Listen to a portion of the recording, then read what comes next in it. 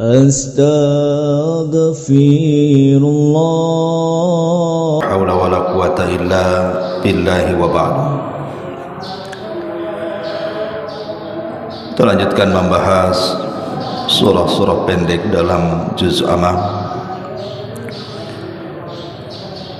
Minggu yang lalu kita membahas suratul Asr, dan pagi ini kita akan membahas surah Al-Humazah.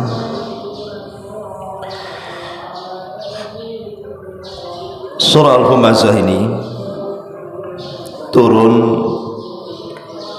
setelah surah Al-Qiyamah, dan surat ini kemudian disusul setelahnya dengan surah Al-Mursalah.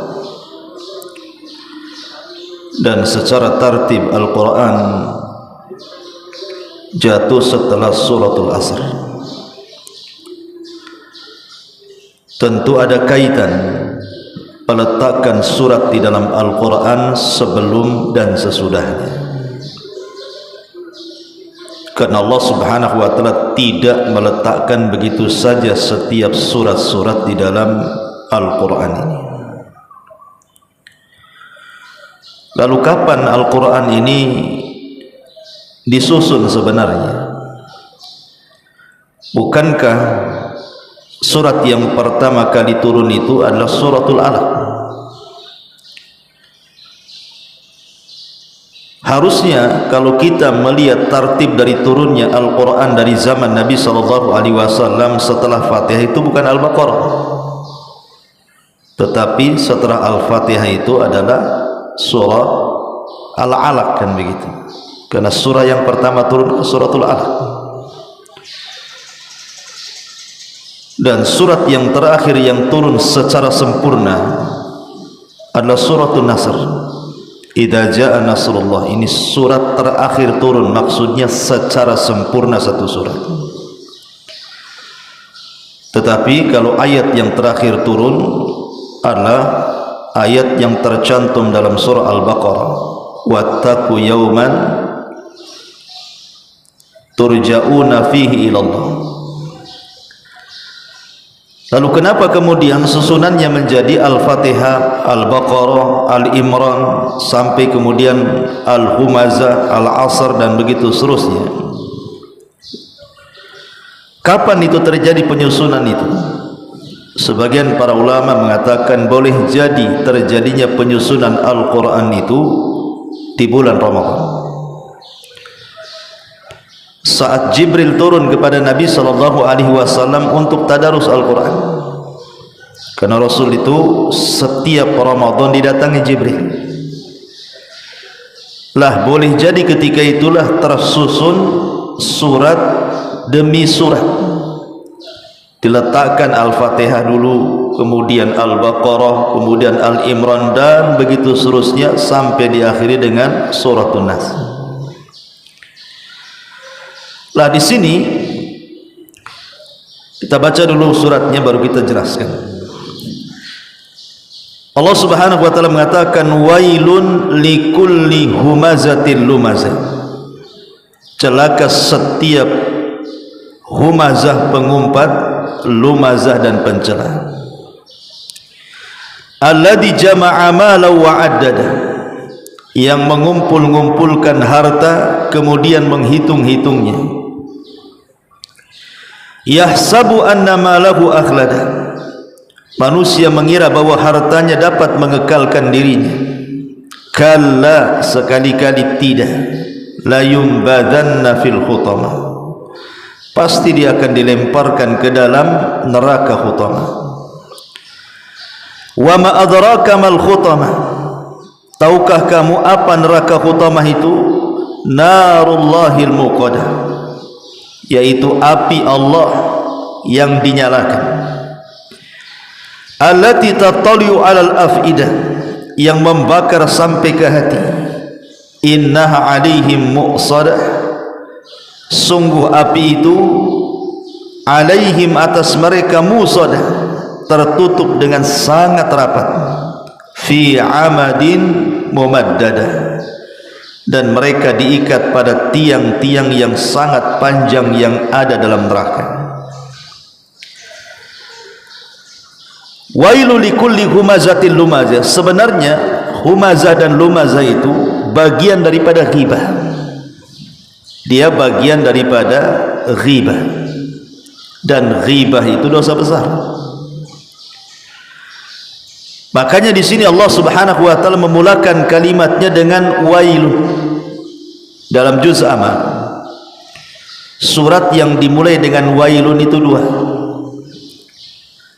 Pertama surah Al-Mutaffifin, wailun lil mutaffifin. Kemudian di sini yang keduanya wailun likulli humazatil lumazah.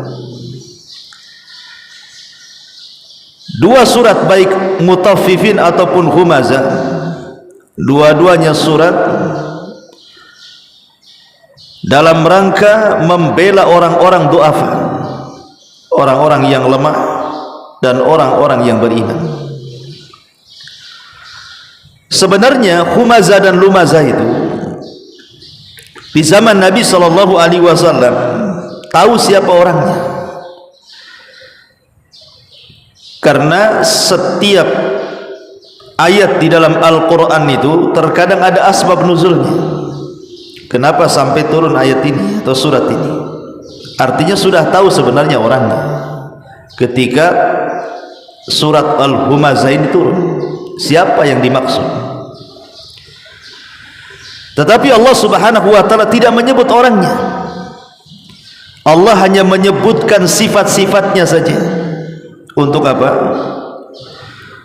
Sebagai bukti bahwa Al-Quran itu bukan dibatasi waktu. Sebab kalau disebutkan orangnya berarti dibatasi waktu hanya di zaman Nabi saja.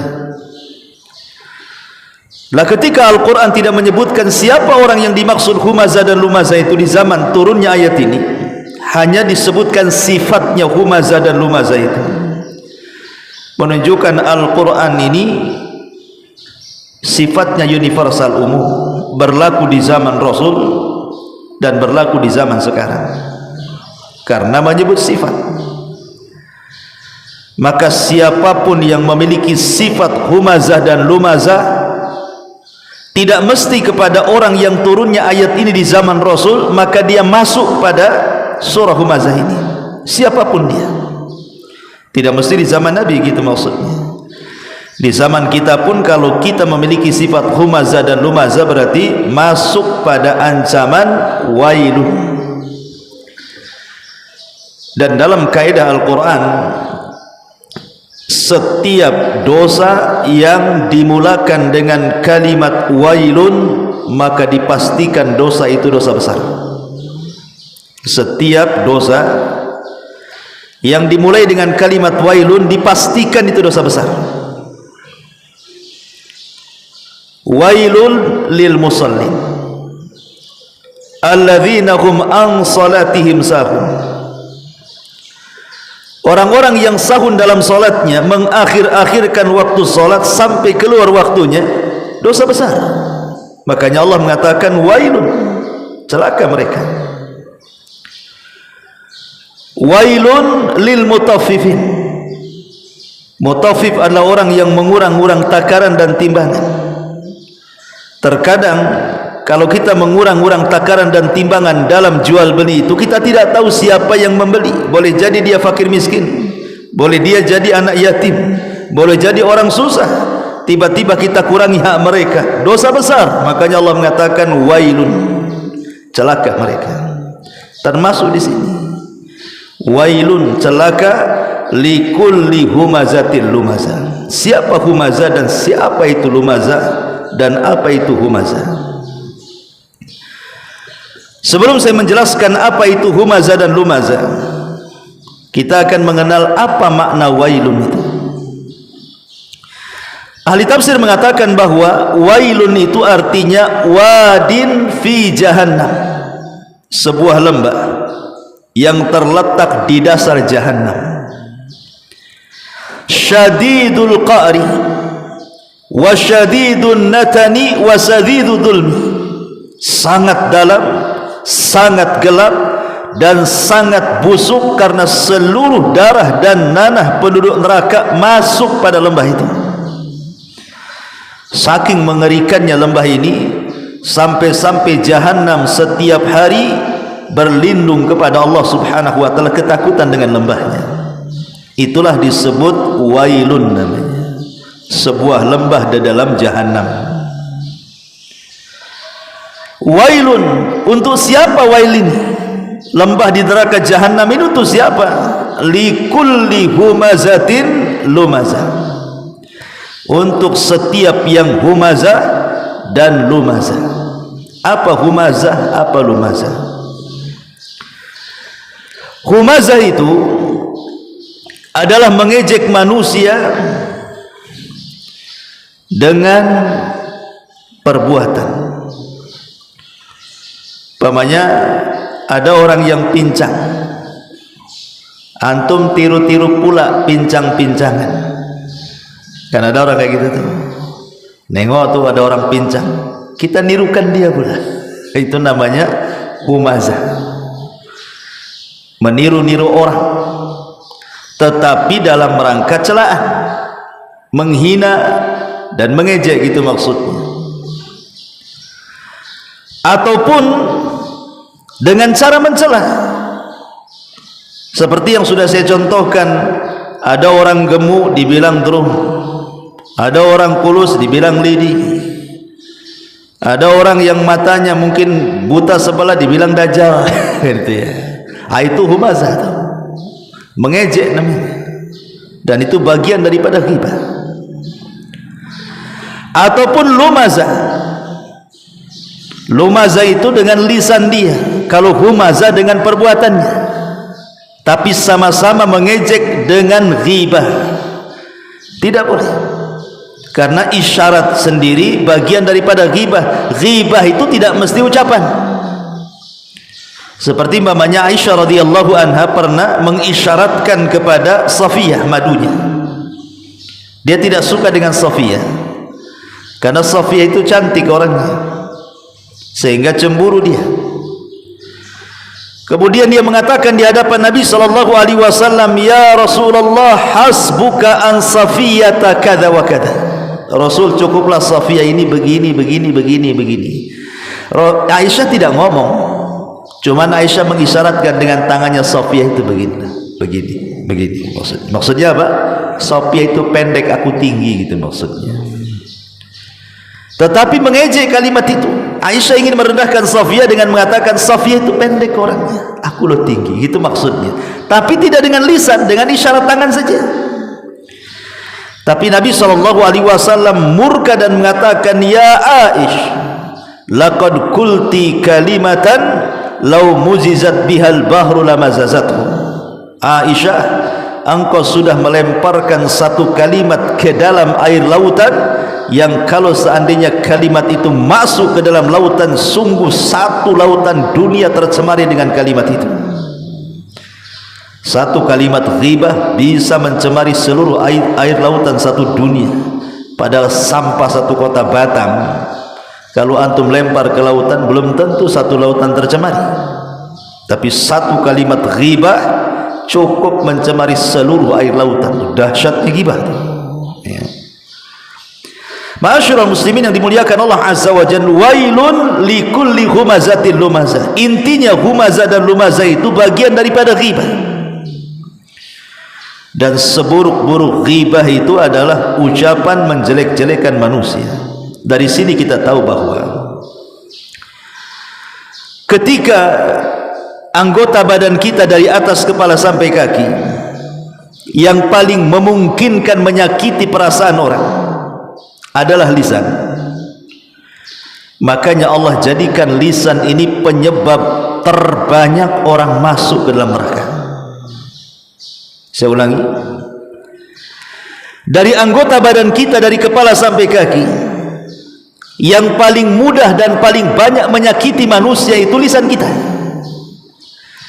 Ketika lisan inilah yang paling banyak menyakiti hati manusia, maka itu pula yang menjadikan manusia terbanyak masuk neraka gara-gara lisannya. Muadz bin Jabal radhiyallahu anhu pernah mengatakan di hadapan Rasul, apakah manusia kebanyakan masuk neraka gara-gara perbuatan lisan mereka?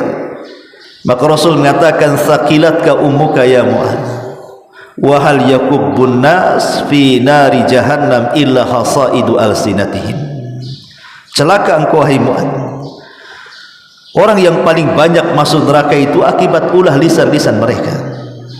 Karena lisan ini adalah yang paling banyak menyakiti hati manusia. Sampai ada istilah luka badan masih bisa diobati, tapi luka hati entah kapan disembuhkannya.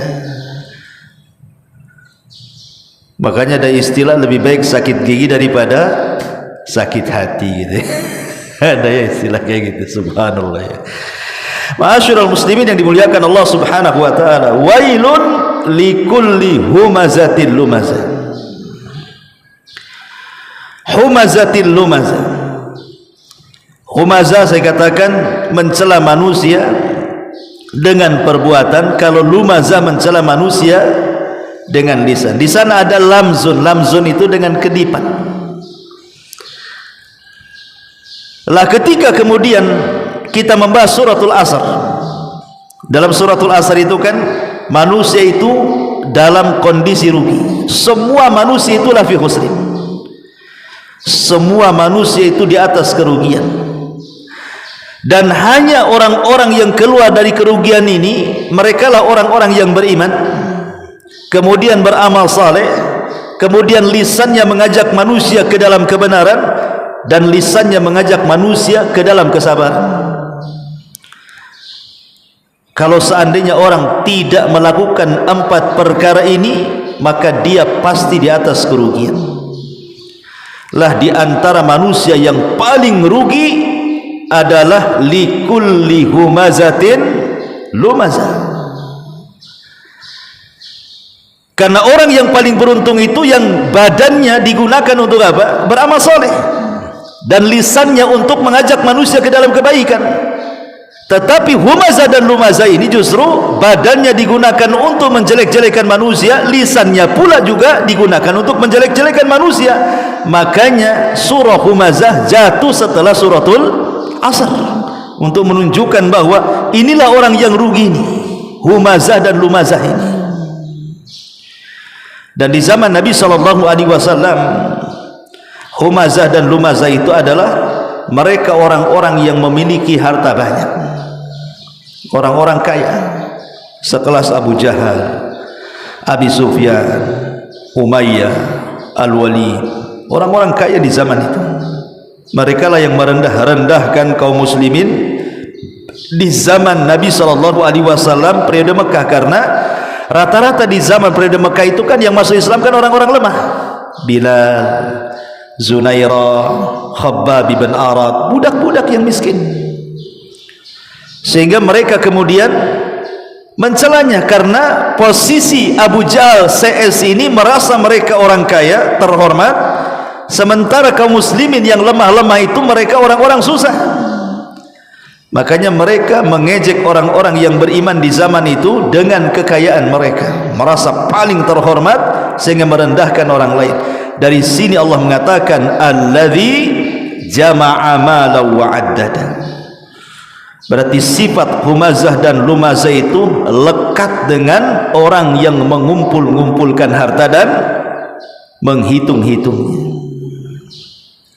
Dan dari sini ada kaidah bahwa harta itu kalau tidak dikelola dengan baik, maka akan menjadi rahasia bejatnya manusia. Harta kalau dipegang orang jahat, maka harta itu akan jadi jahat. Tapi harta itu kalau dipegang orang baik, maka akan jadi baik. Makanya Rasul mengatakan malun saleh li rajulin saleh. Harta yang baik itu kalau dipegang orang baik. Maknanya harta itu akan jadi jahat kalau yang memegang orang jahat. Dari sini kita tahu bahwa mal sirru tughyan, harta itu rahasia bejatnya orang. Alladzi jama'a malan wa 'addada. Apa maknanya jama'a malan wa addada, dan apa itu mal? Kenapa bahasa Arabnya harta itu mal? Mal itu diambil dari mala yamilu mailan, artinya kecondongan hati. Makanya Imam Syafi'i rahimahullahu taala mengatakan apa? Ra'aitun nasa qad man ala man indahu malun wa ma la indahu malun fannasu anhu qad mal. Ra'aitun nasa qad dhahabu ala man indahu dhahabun wa man la indahu dhahabun fannasu anhu dhahabu. Ra'aitun nasal munfadhah ala man indahu fiddah wa man la indahu fiddah fannasu anhul munfadhu. Itulah syairnya Imam Syafi'i ketika menggambarkan posisi harta. Apa kata Imam Syafi'i? Ra'aitun nas, aku melihat manusia qad malu, sungguh mereka condong kepada siapa? Ala man indahu malun, kepada orang yang punya harta. Wa mala indahu malun, tapi kalau orang tidak punya harta, fannasu anhu qad malu, pasti manusia akan pergi dari dia. Ra'aitun nasa qad dhahabu, manusia pada pergi kepada siapa? Ala man indahu dhahabun, kepada orang yang memiliki banyak emasnya. Wa man la indahu dhahabun fannasu anhu dhahabu, dan orang yang tidak punya emas banyak, manusia pergi dari dia, dan begitu seterusnya. Artinya bahwa disebut harta itu mal dan disebut mal itu mal karena hati ini condong ingin memilikinya. Harta ini disebut mal karena manusia itu cenderung ingin punya. Orang punya mobil pengen juga, orang punya rumah pengen punya rumah, orang punya tanah pengen punya tanah. Pokoknya sesuatu yang condong kepada itu, itulah harta. Lah harta itu menyodot manusia. Kalau ada rapat masjid, satu Pak Imam hafal Quran, satu pula muhsinin banyak uang, rapatlah satu meja. Kata Pak Imam ini pendapat saya begini-begini dalilnya. Kata yang punya harta, enggak begitu. Kalau enggak saya stop harta saya. Kira-kira yang dimenangkan imamnya atau muhsininnya ini? Adalah imam aja di cancel, bisa diganti kalau imam. Muhsin ini susah nyarinya ini kan gitu ya. Itulah harta. Harta ini kadang-kadang nyedot orang. Siapapun yang punya harta, maka manusia akan cenderung kepada dia. Makanya harta disebut mal karena mailul qalbi, ada kecenderungan hati, itu maksudnya. Ma'asyiral muslimin yang dimuliakan Allah Azza wa Jalla, jama'a malan wa addada. Kalimat wa addada, ada yang mengatakan maksudnya yang mengumpul-ngumpulkan harta dan berbagai macam harta yang ada. Artinya kalau sudah punya mobil pengen punya rumah, kalau sudah punya rumah pengen punya tanah, kalau sudah punya tanah pengen punya ini, punya itu. Pokoknya berbagai macam harta kalau bisa dia punya. Itu makna yang pertama, wa'addada. Makna yang kedua kata para ulama, jama'a amalan wa'addada, itu artinya wa'addada di sini menghitung-hitung. Ini saya sudah punya kos-kosan 3 pintu. Rupanya di sampingnya ada tanah kosong. Tanya tuh, itu tanah siapa ya, dijual enggak tuh? Gitu, mulai itu dia. Siapa yang punya ya? Ada enggak nomor teleponnya? Gitu. Untuk apa? Kalau bisa nambah pintu lagi. Nih kalau sudah kena nih tanahnya, dibuat lagi kos-kosan sama dia kan. Di depannya ada tanah kosong lagi. Ini punya siapa nih? Mulai begitu. Itu namanya wa'addadah namanya. Pengen bertambah dan bertambah. Tengok saldo rekening kok tambah-tambah ini. Kalau bisa tambah gitu ya. Jadi itu maknanya wa'addada, jama'a malan wa'addada. Kecenderungan manusia kalau sudah mengumpulkan harta pasti ingin bertambah. Itu manusiawi sebenarnya. Mengumpul-ngumpulkan harta itu tidak tercela. Tidak tercela sama sekali. Al-asyaratul mubasyiruna bil jannah, 10 sahabat yang dijanjikan masuk surga itu semua orang kaya. Abu Bakar orang kaya, Uthman orang kaya, Abdurrahman bin Auf orang kaya, semua orang kaya. Tidak ada orang miskin, hanya Ali saja yang kurang. Tapi rata-rata al-asyaratul mubasyiruna bil jannah itu agniya, semua orang kaya.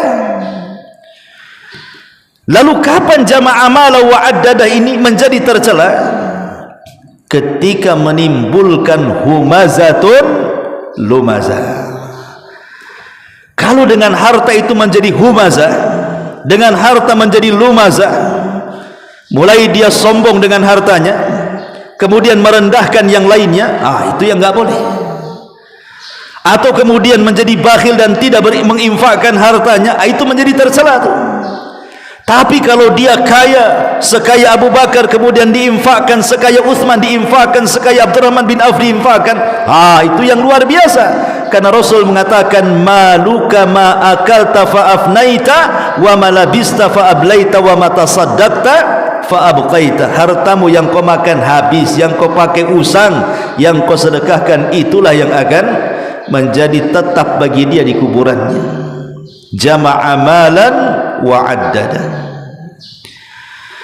Yahsabu anna malahu aghlada. Manusia mengira bahwa harta itu bisa mengekalkannya. Kenapa manusia mengira bahwa harta itu yang mengekalkannya? Bagi orang-orang susah, ketika memandang orang kaya, seolah-olah kekayaan itu bisa mengekalkan orang itu. Contoh sederhana,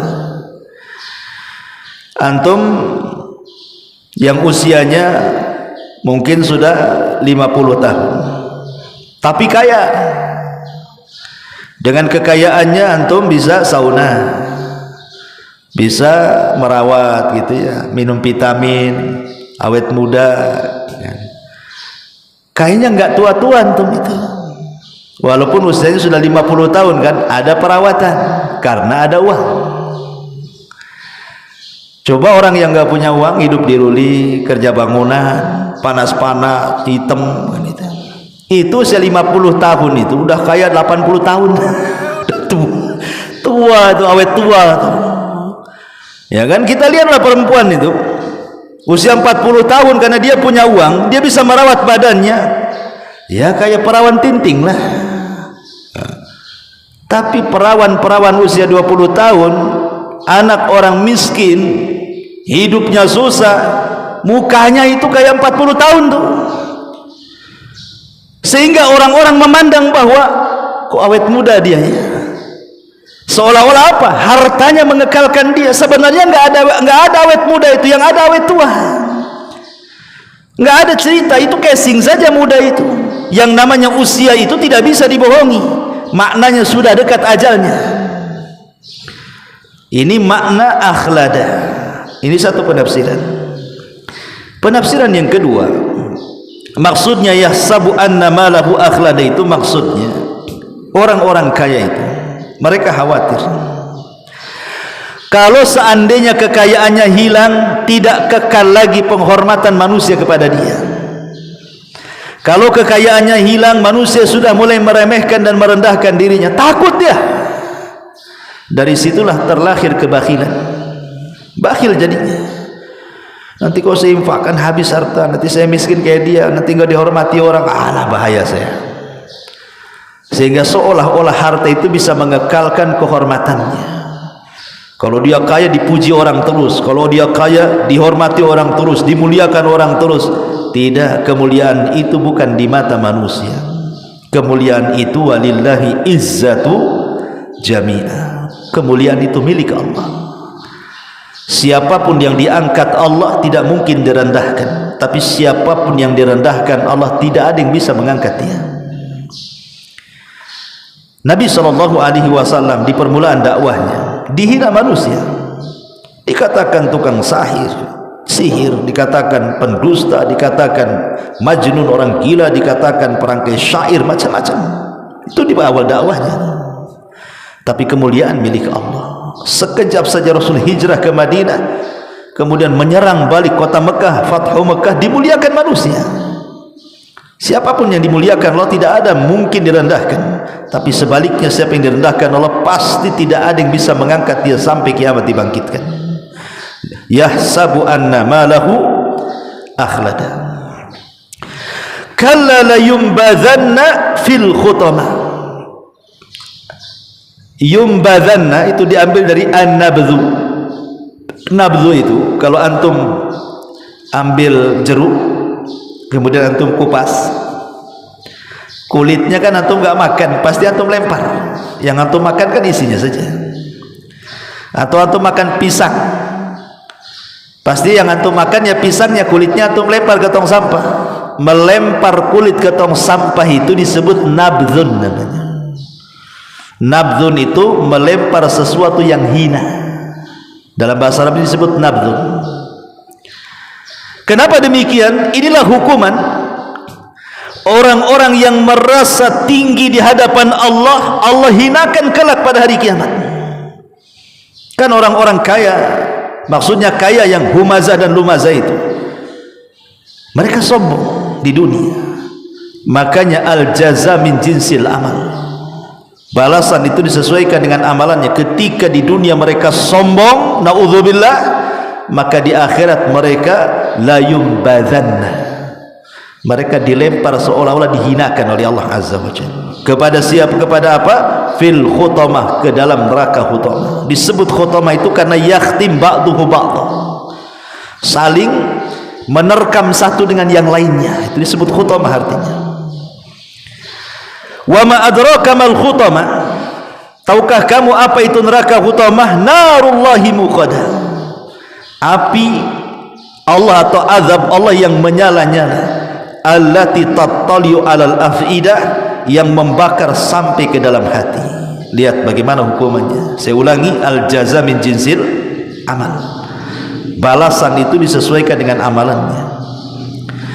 Ketika di dunia dengan kekayaannya dia humazah dan lumazah, mengejek manusia dengan lisannya, dengan gibahnya, sehingga menyakiti hati-hati manusia, maka kelak di hari kiamat ketika diazab, maka nerakanya akan menembus hatinya. Ketika dia di dunia menyakiti hati orang, di akhirat Allah sakiti hatinya dengan api neraka. Itu maksudnya. Disinilah namanya al-jaza min jinsil amal namanya. Karena orang yang paling banyak menyakiti itu adalah humazah dan lumazah. Makanya Allah balas di akhirat sebagaimana engkau menyakiti manusia, hati-hati manusia di dunia, sekarang inilah azabnya. Dengan cara apa? Innaha alaihim muqsadah fi amadin mumaddada. Allah sediakan satu tiang yang sangat besar, kemudian diikat di tiang itu, kemudian api didekatkan. Api itu tidak langsung membakar, tetapi api itu didekatkan sehingga dia merasa kepanasan yang luar biasa, mulai dari kulitnya, tulangnya, sampai menembus hatinya. Dan itu siksaan yang luar biasa. Orang kalau langsung dicemplungkan ke dalam api, selesai, sebentar aja mati. Tapi kalau orang ini didiamin, apinya mendekat kita, itu lambat matinya tuh. Ya kan? Kalau orang dimasukkan ke dalam api kan langsung gosong, selesai kan gitu ya, cepat dia siksaannya. Tapi kalau diikat di tiang, kemudian apinya dekat dengan kita, jangan lagi dekat. Ada kebakaran rumah saja kita dekat-dekat tuh panasnya luar biasa tuh kan. Berusaha kita menghindar dari situ. Begitulah hukuman humazah dan lumazah itu.